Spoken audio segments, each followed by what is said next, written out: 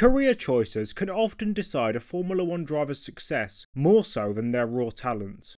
A great modern example of this is the contradiction in trajectories for two of the sport's best competitors since the late 2000s.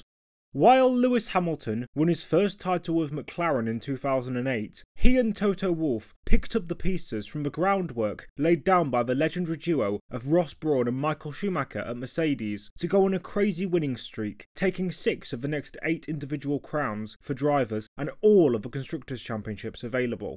While Hamilton made arguably the best team switch in Formula One history, inflating his ability in many people's eyes, the Brit's teammate from his rookie season, Fernando Alonso, has not had the same experience when it comes to selecting the right opportunities in the paddock. From the moment he left Renault at the end of 2006, his career was on a downhill trajectory. He lost out against Lewis and Kimi Raikkonen in 2007, partly due to the inter-team McLaren civil war triggered by Hamilton not abiding by team protocol in the Hungarian Grand Prix qualifying, and other mistakes where he ruined his chances by driving angrily to try and put manners on Lewis, such as in Spain. It was inevitable, once the driver pairing's relationship broke down, that Fernando would be the one to bite the bullet, so he returned to a Renault outfit that was far less competitive than before, and despite taking one questionable victory in Singapore, and a deserved one in Fuji, the year after was awful, as the only thing I can remember from his 2009 campaign was him getting pole position in Hungary, despite all the timing equipment going dark in the last 2 minutes of the session.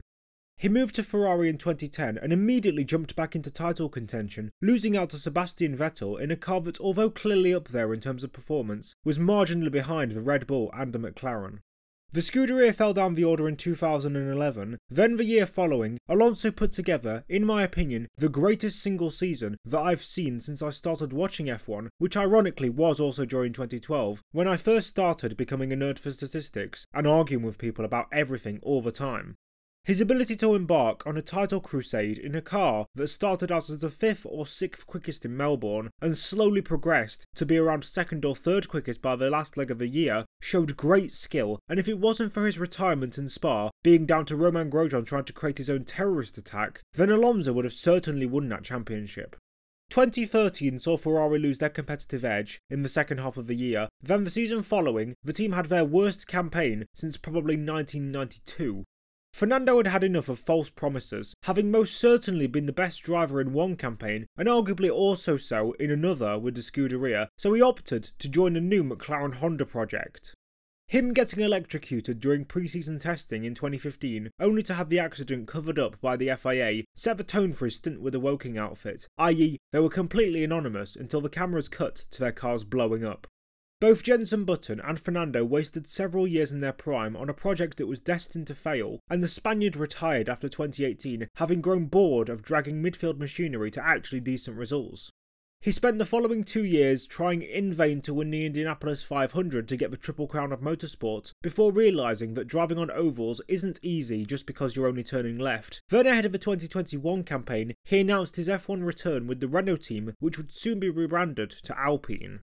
At the ripe old age of 40, some questioned whether his ability would have waned in the time he spent away, but after a shaky-ish start, he grew into the sport again, grabbing the headlines in Hungary while putting a stout defence against his old adversary Hamilton in order to help his teammate Esteban Ocon win the race, and also in Qatar where he got a surprise podium. 2022 saw him adapt well to the new ground effect cars, and the best moment was probably him getting on the front row of the grid in the pouring rain in Montreal. Despite this, he had a slew of mechanical retirements, which meant he was on the move again, this time to the Aston Martin team. He amassed 6 podiums in the opening 7 races, then the car fell off in terms of performance, and only in 2024 has his age begun to show, as he has made several mistakes battling with other drivers, although he has had some decent results too. So in summarising Hamilton and Alonso's careers, despite having a similar level of performance, one of them has won 7 championships since 2007 and the other has won none, purely due to off-track factors. But it's not just Fernando Alonso who suffered from a lack of an ability to get that result he desperately wants. In his case, he would like a 3rd championship, but for example, Andrea de Cesaris went 208 races without taking a single victory, and Chris Amon spent his entire career chopping and changing teams to try and find one that wasn't seemingly cursed as soon as he stepped in the car to also get his first win. One driver that stands out on the 2024 grid though has a big fat donut in one particular statistic and has often been ridiculed and criticised for his inability to break his own duck. After the longest introduction in YouTube history, let me tell you the story of a driver with the most F1 starts without getting a podium. Nico Hulkenberg. Nicolas Hulkenberg was born on the 19th of August 1987 in Emmerich am Rhein, West Germany. I hope I haven't butchered that pronunciation. His father, Klaus Dieter, owned a shipping company which allowed a young Nico to begin his karting career aged 10 in 1997. He graduated to the Italian scene in 2000, taking part in several national competitions, but his big break came when he won the Open Masters in the land of pizza 2 years consecutively in 01 and 02, also taking the Junior German Karting Championships in the latter season. He graduated to the senior class in 2003, winning that too before finishing runner-up to Helmut Sandin in the next campaign. Hulkenberg began his career in single-seaters in 2005, taking 9 pole positions and 8 victories on his way to winning the Formula BMW ADAC Series by 5 points over his more experienced rival Sebastian Buemi, who finished runners-up. He moved up to German F3 the year after and finished 5th in the standings, although he missed the final round in Oschersleben because he was competing in another series. The recently established A1GP Championship, that revolved around drivers' nationalities and was essentially the World Cup of motorsport, was in its sophomore season, and Hulkenberg was selected to drive for Team Germany. He did every round bar the one in Mexico City and took 9 victories from 20 races, including 6 consecutively in the New Zealand, Australia and South Africa sprint and feature races. Unsurprisingly, Germany won the championship, and in hindsight, the FIA should bring back this idea of a Motorsports World Cup back, as it would be great to have it, for example, as a winter series. Then the F1 drivers wouldn't have to worry about other commitments as much, and they would definitely enjoy competing for their country. Stuff like this and the Grand Prix Masters series with retired legends that didn't really get off the ground made me realise just how cool it could be to see the likes of Kimi Räikkönen or Jenson Button or some other recently retired champions and see if they could compete against each other just like the good old days. Yeah, talking about the good old days as the late 2000s is really giving me some weird feelings. Back to Hulkenberg though, just as the A1GP campaign was closing up. In 2007 he joined European Formula 3, where he took 4 wins, but an inconsistent season meant he finished 3rd behind Romain Grosjean and Sebastian Buemi. In the winter of that year, Nico got his first taste of F1 machinery, driving for Williams at a test at the Jerez circuit, where he set a fastest lap nearly half a second clear of the team's second driver, Kazuki Nakajima. He dominated the standings in Euro F3 the following year, having almost doubled the points of runner-up Eduardo Mortada and 3rd place Jules Bianchi, then moved up to GP2 for 2009. Alongside moving into the second tier of European-based open-wheel racing, Hulkenberg also became the reserve driver for Williams in F1 in the off chance that one of their regular contenders was unable to take part, but in his own junior campaign he won the GP2 Asia Series feature race in Qatar by a dominant margin after qualifying on pole by 7 tenths. Then as we moved into the main season, after a poor showing in Catalonia where he failed to score any points, he got 5th in the feature race in the Principality of Monaco before achieving his first podium of the series in the sprint. He took pole in Istanbul but couldn't get on the rostrum the entire weekend, then got 3rd in the Silverstone feature and 5th in the sprint. The German took a clean sweep at the Nürburgring, getting pole and winning both races with fastest lap, then won the main event in Hungary too before taking pole and a runners-up finish in the feature in Valencia and a win in the shorter race. He was 2nd place again in the longer event in Spa before retiring from a lap 1 collision in the sprint, then a less fruitful display in Monza preceded a win in the Algarve feature race. With 5 wins and 100 points, Hulkenberg won the championship easily ahead of Vitaly Petrov and Lucas Di Grassi and moved up to F1 in 2010, driving for Williams alongside Rubens Barrichello. Despite being 38 years old, the veteran Brazilian would be a good benchmark to measure his rookie teammates' performances against. The opening round in Bahrain on the awful endurance layout of the circuit saw Hulkenberg qualify 13th, 2 positions and half a second behind his more experienced counterparts. Then Barrichello scored the final point in 10th place, while Nico was 15 seconds off him at the checkered flag. Another poor Saturday in Melbourne was backed up with a first lap retirement when Kamui Kobayashi's front wing failed and sent him straight into the side of a German. Then in Sepang he redeemed himself with an amazing weekend. He put his car an incredible 5th on the grid in wet conditions, then despite falling back in the race, still finished in 10th, claiming his first career point, and he was also a staggering 67 seconds ahead of Barrichello. An abysmal weekend in China was followed by a promising run in Spain, being scuppered by choosing the wrong strategy, as Nico got stuck behind slower traffic and finished 16th. His front wing failed in the tunnel on the first lap in Monaco, which ended his Sunday early. Then a mediocre weekend in Turkey preceded an impressive run to narrowly beat Barrichello in Canada.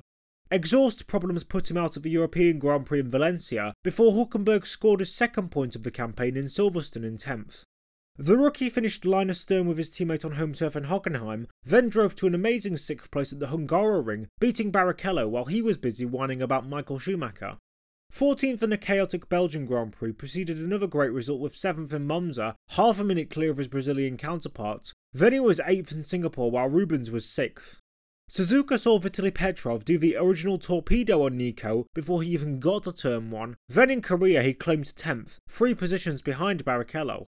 At the penultimate event of the year at the Brazilian Grand Prix, Hulkenberg went out at the end of Q3 in super greasy conditions on slick tyres and proceeded to take pole position by over a second.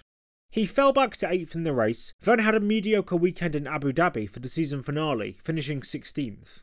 He was on average behind Barrichello in both qualifying and race trim, but only minimally, and showed flashes of brilliance, with the obvious highlight being his pole position, but other fantastic performances came in Malaysia, Hungary and Monza. He was dropped by Williams for 2011, despite his promise, as Pastor Maldonado came in as reigning GP2 champion after Nico and stole his seat, so the German took refuge at Force India, where he would act as a test driver. Throughout the 19-round season, he competed in Free Practice 1 on Fridays 15 times, so when Adrian Suter was dropped from the outfit for assaulting the owner of a Lotus team in a nightclub, Hulkenberg stepped in for 2012 to partner Paul di Resta.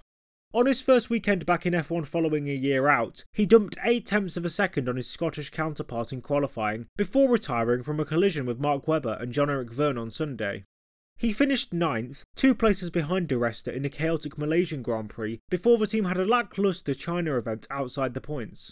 A poor performance from Hulkenberg in Bahrain saw him come home 12th while Paul was 6th, then he beat his teammate in Spain by a similar margin, scoring 10th place. He was 8th in Monaco, then both cars were just outside the points, line astern with Nico behind Paul in 12th in Canada. He took a fantastic 5th place in Valencia, capitalising on several high-profile failures and incidents, then after putting 1.4 seconds on his teammate in qualifying at Silverstone, finished 12th. He got the exact same margin on him again on Saturday for his home race in Hockenheim and came home 9th, then was 11th in Hungary. Starting in 12th place for the Belgian Grand Prix wouldn't have filled Nico with high hopes, but when Romain Grosjean hit the second tower, it catapulted the German into a great position. After lap 1, he was running 3rd, then when the safety car came in, he overtook Kimi Raikkonen for the runners-up position, which he held until he pitted. He rejoined behind the Iceman, but also ran an unconventional 2-stop strategy which put him behind a resurgent Sebastian Vettel. Nico eventually finished 4th, a mere 2.5 seconds behind the Lotus in front of him, and I believe this was his first chance to achieve a podium, but factors outside of his control made him lose the opportunity. He may have been lucky to gain 9 positions on the opening lap, but he could only play the cards he was dealt, and after the early kerfuffle, there were bad decisions that stopped him from getting a better result. At Monza he had mechanical issues which forced him to start last, but he made up 6 positions on the first tour of the track and was running 14th when his brakes failed on lap 50. Di Resta had a stellar weekend in Singapore and stole the show from his teammate, but at all of the next 3 events in Suzuka, Korea and India, Nico pulled half a minute on the Scot in the races, getting a 6th, 7th and 8th place and collating 18 points to Paul's 0. A first lap collision halted his momentum in Abu Dhabi, when had that not happened, given the further calamities that ensued for several drivers, he could have got another top 5. He gapped Di Resta by almost a minute in Kota, then came the final race of the year in Brazil. Starting from 7th, Hulkenberg had made it up to 3rd by lap 5 in greasy conditions not so dissimilar from his magical pole position showing at the same venue 2 years earlier. After several other contenders pitted for intermediates, he overtook Jenson Button as the pair stayed out for a few more laps. They both soon boxed, and Nico held a steady lead until the 48th tour when a half spin in the middle sector saw him cede the lead to a resurgent Lewis Hamilton. He closed back up until the start of lap 55, when the McLaren driver was slowed by backmarkers being unable to get out of the way. Hulkenberg pounced on this opportunity, but slid on the inside line into the Brit, causing Hamilton terminal damage as the German recovered from the collision and spin. He was given a drive-through penalty for causing the crash, but in my opinion it was a racing incident, as the Caterham and Marussia they were overtaking refused to relinquish the racing line, with Lewis seemingly having to hold behind Kovalainen even midway through the first corner. With both leaders on a compromised trajectory, while I think the Force India was slightly over-optimistic, you can't blame him for blue-flagged cars not getting out of the way. He finished 5th in the end, but had he not been awarded the penalty he got, he would have finished 2nd to Button.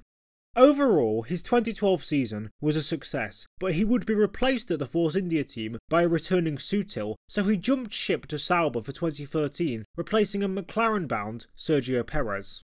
He outqualified his teammate Esteban Gutierrez by an unbelievable 1.8 seconds in Melbourne, but fuel system issues prevented him from even starting the race. Then he pulled another 1.1 seconds on the Mexican on Saturday in Sepang before getting the Swiss out for its first points of the year in 8th, almost a minute clear. Nico was 10th in China, then 12th in Bahrain and 15th in Spain, where he did 6 pit stops compared to Gutierrez's 3, and was still only 25 seconds behind. A pointless weekend in Monaco came before a collision while lapping Guido van der Garde in Canada. Then Hulkenberg scored consecutive 10th places in Silverstone and at the Nürburgring. Lackluster weekends in Hungary and at Spa preceded a fantastic one at Monza, where he began by qualifying 3rd and ran 5th the entire race before catching Felipe Massa ahead by a considerable margin in the final third of the race, but was unable to make any moves. Nico was 9th in Singapore, then finished a highly impressive 4th in Korea, although he had no realistic chance of achieving a podium here, before he followed that up with 6th in Suzuka.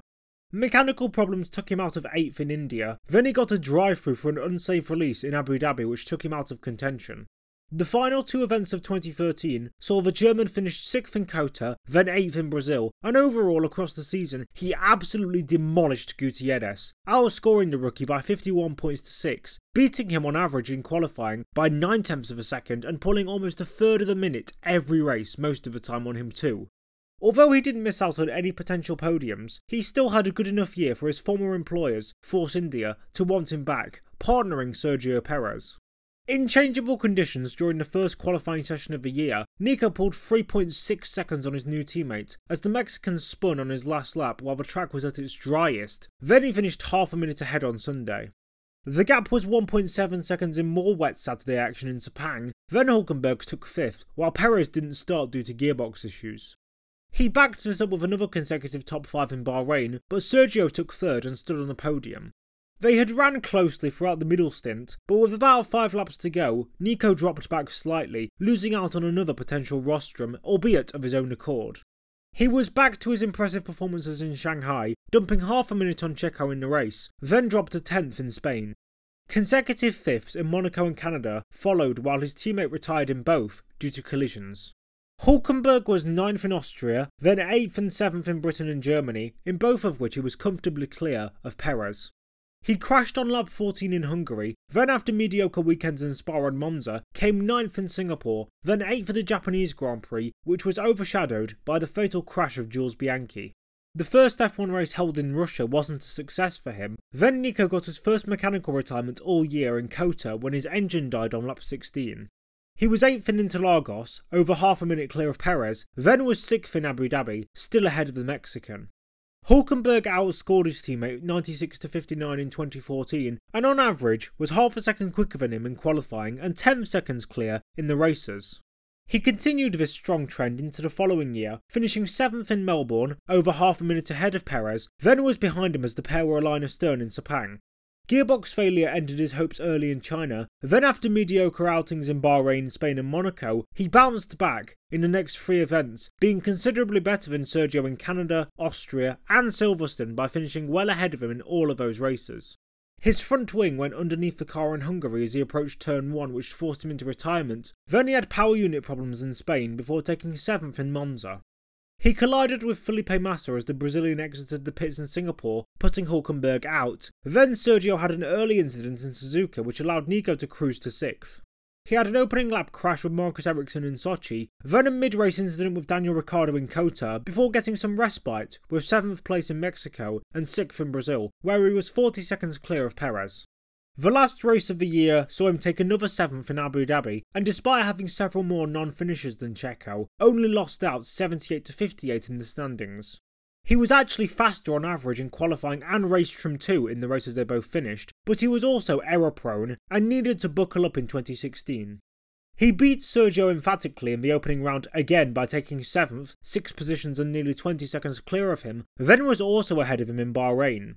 A disappointing weekend in Shanghai preceded his second consecutive retirement in lap 1 collisions at Sochi, but this time it wasn't his fault. Then he had an oil leak in Spain.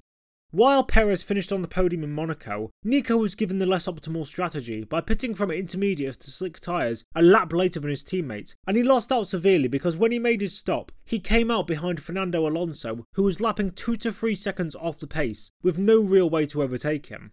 This was his first lost podium since Brazil 2012, or if you want to count it, Bahrain 2014, but nonetheless, it was still one he arguably deserved. He beat Perez in Canada, then lost out to him in Baku before having brake failure in Austria. Hulkenberg finished 7th in Silverstone, 10th in Hungary, ahead of Checo, and 7th again in Hockenheim, more than 20 seconds clear of his teammate. At the start of the Belgian Grand Prix, just like 4 years earlier, Nico capitalised on chaos at La Source when Max Verstappen and the two Ferraris collided to move into a momentary second place. Then by the time a red flag was called on lap 10 for Kevin Magnussen's large shunt at the top of Radion, he had gone back down to 3rd. Then during the last stint, he was overtaken by a resurgent Lewis Hamilton, who had started from the back of the grid. I think this was another lost rostrum, as if it wasn't for the mid-race stoppage, Hamilton wouldn't have been as close to him because the field wouldn't have been bunched up as heavily. This was the 4th or 5th time he'd lost a chance at a podium. Then in Monza he finished 10th, before a collision with Carlos Sainz saw him not even reach the first turn. Consecutive 8th places in Sepang and Suzuka followed, but Hulkenberg suffered another DNF on lap 1 after crashing with Valtteri Bottas. In the last 3 races of the season, he achieved a trio of 7th places, and on average over the course of the entire year was better than Checo in both qualifying and the races. While Perez had scored 101 points to Nico's 72, the Mexican was classified in every single race, whereas all the German's 4 DNFs were outside of his control. It would maybe come as a surprise then that despite beating Checo in all of the 3 seasons they had together in terms of individual performance, it was Hulkenberg who was given the boot to make way for Mercedes junior Esteban Ocon for 2017. He duly moved to Renault, and partners Jolie and Palmer then proceeded to outqualify his new teammate by 3.2 seconds at the first round in Australia, finishing 11th on race day. Nico showed good form on the next 2 Saturdays, getting consecutive 7th places, but could only score points in Bahrain. He was 8th in Russia, then 6th in Spain as he was almost a full minute clear of Palmer. Hulkenberg had gearbox failure in Monaco, got 8th in Canada, then crashed out in Baku. A mediocre weekend in Austria came before an impressive 6th in Silverstone, but brake failure forced him to retire in Hungary. He got another top 6 in Spa, but was unable to score points in any of the following sextet of events, 4 of those being due to mechanical problems, and the other 2 being a 13th place in Monza and a 16th in Sepang. Also during this stint, he got a new teammate in the form of Carlos Sainz Jr., who was joining the Renault outfit early ahead of 2018. Hulkenberg finished ahead at Interlagos in the only race they both finished, then he got 6th in Abu Dhabi. He dumped 3/4 of a second on whoever was in the second car during the season on average in qualifying, and was about 20 seconds clear in the races, while scoring 75% of his team's total points. 2018 would start off well for the German too, as he got a 7th place in the first round in Australia, then 6th in both Bahrain and China, beating Sainz comfortably in all. He was running in the top 5 position when he crashed out of the Azerbaijan Grand Prix, then he was caught up in Romain Grosjean's smokescreen at turn 3 in Spain. He beat Sainz by 40 seconds in Monaco to finish 8th, then was 7th in Canada and 9th in Paul Ricard. Engine failure in Austria came before fantastic runs in Silverstone and Hockenheim, where Nico was 6th and 5th respectively. Then he had mediocre weekends in Hungary, Spa and Monza, where he failed to score any points. He was a lonely 12th in Russia, albeit over a minute ahead of his teammate, had engine failure in Japan, but proceeded to get 2 more 6th in Kota in Mexico. A pair of retirements in the last couple of races scuppered his chances at more points, especially the latter DNF in Abu Dhabi, where he was turned onto his roof on lap 1. Nico was faster than Sainz in both qualifying and race trim, and the Spaniard left the team for McLaren in 2019, while Daniel Ricciardo left Red Bull in an attempt to find a place where he could actually beat his teammate across a season. Nico got 7th place in Australia, but power unit problems ruined his races in Bahrain and China. He had 3 lacklustre non-point scores in Azerbaijan, Spain and Monaco, but bounced back with 7th again in Canada, then 8th in France. 13th in Austria preceded a 10th place in Silverstone, then came the German Grand Prix. By this point, it had become well documented that Hulkenberg was one of the best drivers in F1 history never to stand on a podium, so when he'd worked his way up to second place by the middle portion of the race, there was a glimmer of hope that he could prove good in his potential. He shuffled down the pack to 4th, but was still going strong until lap 41 when he understeered onto the ice rink at the final 2 corners and went out, losing his biggest recent chance to finally stand on a podium. He was behind Sainz in the next event at Hungary, but was 8th in Spa, then 5th in Monza and 9th in Singapore, before getting the last point for 10th in Sochi. Both he and Ricciardo were disqualified for brake bias infringements in Suzuka, then he got 10th in Mexico and 9th in Kota before rounding out the year with consecutive 12th places in Brazil and Abu Dhabi. He was slightly adrift of Daniel in terms of overall performance, but had held up surprisingly well against the Aussie, which meant it was probably a shock when he got booted out of Renault and replaced with Esteban Ocon for 2020. He was unable to find a full-time drive in time for the new season, so instead he took a reserve and test roll-up with his former team, the recently rebranded Racing Point, going into his 3rd stint with the outfit. In this era of F1, third drivers actually getting a chance to show their worth was an occurrence that was becoming increasingly rare, but Nico happened to take up such a position in a particularly potent season. The disease that may not be named swept the world, and when Sergio Perez contracted it ahead of the 2 race weekends held at Silverstone, Hulkenberg swept in to try and prove himself. He was only 65 thousandths off of Lance Stroll in Q2 and lined up 13th on the grid, but was unable to start due to mechanical issues. At the 70th anniversary Grand Prix, held a week later, Nico shocked everyone by qualifying 3rd, but fell back in the race, especially after he made an extra stop late on that lost him 2 positions, including one to Stroll. Perez returned from that weekend onwards, but his Canadian teammate fell ill on the Saturday morning after FP3 for the Eiffel Grand Prix weekend at the Nürburgring, necessitating Hulkenberg to make another surprise substitution. He qualified last due to his lack of preparation, but impressively carved his way through the field to finish a respectable 8th, only 16 seconds adrift of his Mexican counterpart. Nico wasn't needed for the rest of 2020, nor the entire of the 2021 season, but when Sebastian Vettel contracted the unnamed disease ahead of the Bahrain race in 2022, the first round of the year, his German replacement proceeded to put a quarter of a second on his teammate Stroll, albeit he fell back on race day. It was roles reversed in Jeddah though, as despite not having driven the circuit in anger before the weekend, he put in an impressive run to 12th, ahead of Lance. Vettel returned from Australia onwards, but for the 2023 season, Hulkenberg moved to Haas to replace the underperforming Mick Schumacher. He achieved his first point at a chaotic Melbourne race with 7th, which could have been 4th had the order not been reset after a late red flag. Then after poor outings in Baku, Miami and Monaco, he went on an impressive stretch, beating his teammate Kevin Magnussen by 20 seconds in Spain, then nearly a minute in Canada, after qualifying a heroic 2nd place, then getting 6th in the Spielberg sprint before 13th in Silverstone and 14th in Hungary, 30 seconds clear of the Dane in the latter. He struggled in Spa due to poor qualifying performances, then beat Kevin in Zandvoort and Monza.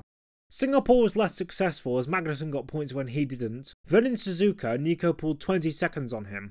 He was anonymous in Qatar, although caught up in quite a spectacular accident in the sprint, then outperformed Kevin again in Kota. Average weekends in Mexico and Brazil, then a poor one in Las Vegas, came before another anonymous run to 15th in the season finale in Abu Dhabi, and throughout his first full-time campaign in 4 years, Hulkenberg had a healthy advantage over his teammate Magnussen, which has only increased in 2024. Admittedly, the Dane has basically been used as a rolling roadblock and weapon of mass destruction in several events, but nonetheless, Nico showed great class to be consistently the better driver, although he was outqualified by Ollie Behrman in his substitute appearance for the team in Baku, then proceeded to overtake Hulkenberg in the melee that ensued following the FIA falling asleep after Sergio Perez and Carlos Sainz's crash at the end of the race. Despite this, Nico has still had the clear advantage over Magnussen ever since the start of 2024, and given the calibre of the rest of the drivers he's gone up against, I believe he's criminally underrated. He lost out marginally to Barrichello in 2010, which wasn't bad considering most of his bad performances came in the opening third of the year, then he comfortably beat Di Resta in qualifying in 2012, although the gap was smaller in race trim. He was infinitely superior to Gutierrez, then had a good upper hand on Checo in their first campaign together, before the Mexican closed up through 2015 and 16, and it should have been Nico that stayed on instead of the Mexican in my opinion, as he was far more consistent. He may have also been less volatile when battling with Ocon, as both Esteban and Sergio lost Force India lots of points by battling recklessly between them. He then trounced Palmer and beat Sainz in 2018, which is especially impressive considering the calibre of teammates that the Spaniard himself has gone up against and equalled or bettered, such as Verstappen, Norris and Leclerc. Now, I'm not suggesting that Hulkenberg would have done better than Carlos in those situations, but it's important to bear in mind. He may have been beaten closely by Ricciardo, but this was prime Daniel, still in top-notch form and still definitely one of the top 4 or 5 drivers on the grid, so to only be a small margin off of him can only be complimentary. He impressed in his Super Sub opportunities for racing points, especially with the 70th anniversary qualifying and his run to 8th on home turf at the Nürburgring, but equally he stacked up well against Stroll at Aston in 2022, despite not doing any pre-season testing that I can remember. Since 2023, he has comprehensively outperformed Magnussen, who himself had a similar upper hand to Mick Schumacher, which in my opinion proves that although Mick may not have been given a 100% fair crack at F1, I think he wouldn't have done better for the team than what Nico has provided. In his more than 220 race starts, he doesn't have a single podium, but I don't think that really matters. The highest placed car in the Constructors that he's driven for an entire year was the 2016 Force India and 2018 Renault, which both got 4th, so in a Noah's Ark formation he should only be expected to get 7th at best in most races. The reason teams sign him is because he's incredibly consistent, rarely crashes, and occasionally pulls out amazing qualifying performances that make you think, where the fuck did that come from? As well as sometimes, but less often, doing that in the races. He may not have had a podium, but of the 5 times he had a chance, only 1 was undoubtedly his fault. 2012 Belgium and 2016 Monaco were strategy errors, 2016 Spa was the fault of the red flag, allowing Lewis Hamilton to claw a massive amount of time back, and 2012 Brazil was more so the fault of the backmarkers not getting off the racing line, rather than Nico sliding into Lewis because they both had to take evasive action. I still distinctly remember my dad shouting, "Hulkenberg, you idiot!" at the TV when that happened as well.